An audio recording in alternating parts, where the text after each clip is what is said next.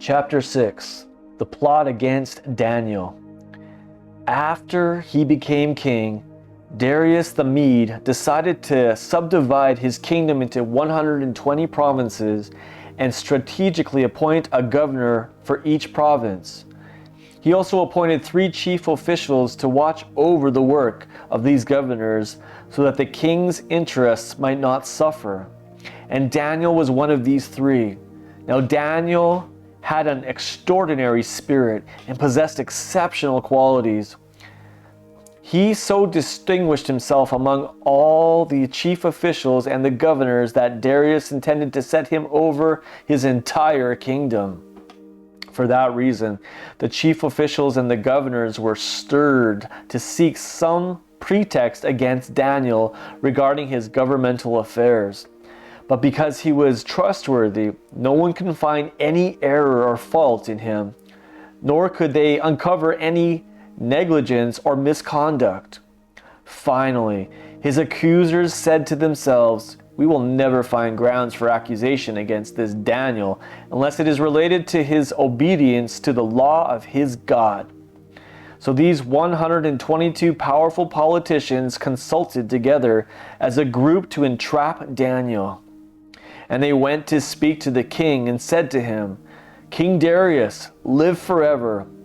All the officials of your kingdom, your high officials, administrators, advisors, and governors, we are all agreed that by royal decree the following prohibition should be enforced strictly for 30 days. No one is to pray to any god or man except to you, O king. Otherwise he must be thrown into the lion's den. Now therefore, let the king issue this written irrevocable decree that cannot be altered according to the unchanging law of the Medes and the Persians." So King Darius signed the written decree. Daniel thrown into the lion's den.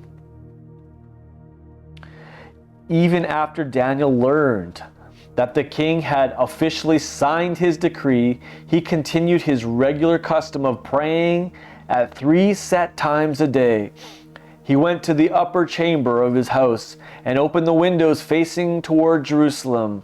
Then he got down on his knees to pray, and he offered his grateful praise to God as he always had done.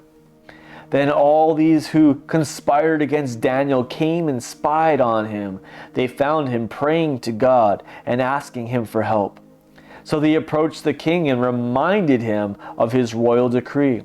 "Your Majesty, did you not sign a decree forbidding anyone for 30 days to pray to any god or man except to you, O king, under the penalty of being thrown into the lion's den?"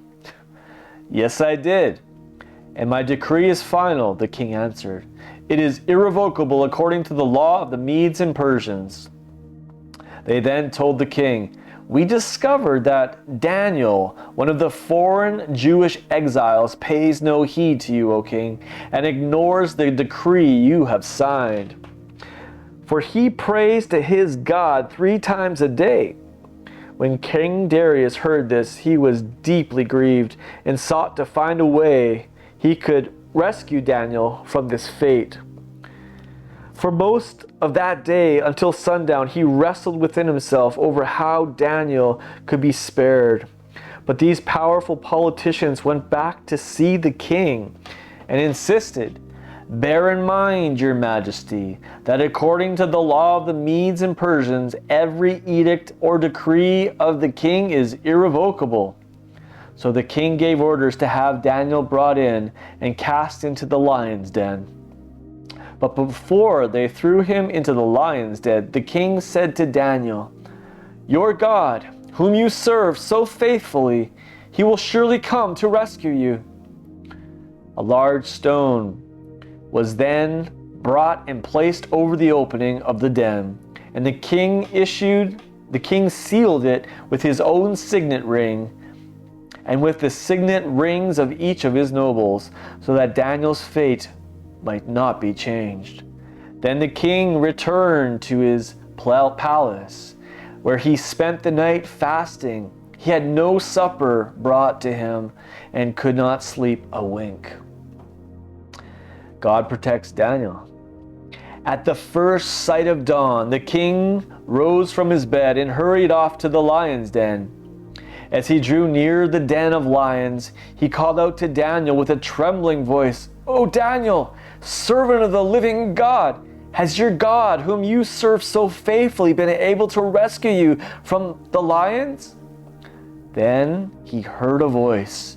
It was Daniel. He was still alive. "O king, live forever," answered Daniel. "My God sent his angel who sealed the mouths of the lions. I am unharmed and without a scratch. For I have been found innocent before my God and before you too, O king. I have committed no wrong." The king was beside himself with joy. He gave orders to have Daniel taken up out of the lion's den. When the servants brought him up from the den, they could find no trace of injury on his body because he had trusted in his God. Then, at the king's command, those politicians who had maliciously plotted against Daniel, along with their wives and children, were arrested and flung into the lion's den. And before they reached the bottom, the lions pounced on them and devoured them, bones and all. King Darius' decree. After that, King Darius wrote the following to all the people groups of his kingdom, those of every nation, tribe, and tongue, throughout the land. May peace and prosperity be greatly multiplied to you. I hereby decree that throughout my royal dominion, all people everywhere will tremble in fear before the God of whom Daniel worships. He is the living God, enduring forever. His kingdom will never be destroyed, and his dominion continues without end. He is a mighty Savior and deliverer. He performs astonishing miracles in heaven and on earth. He alone has rescued Daniel from the claws of the lions. From then on, Daniel prospered greatly during the reign of Darius and during the reign of Cyrus the Persian.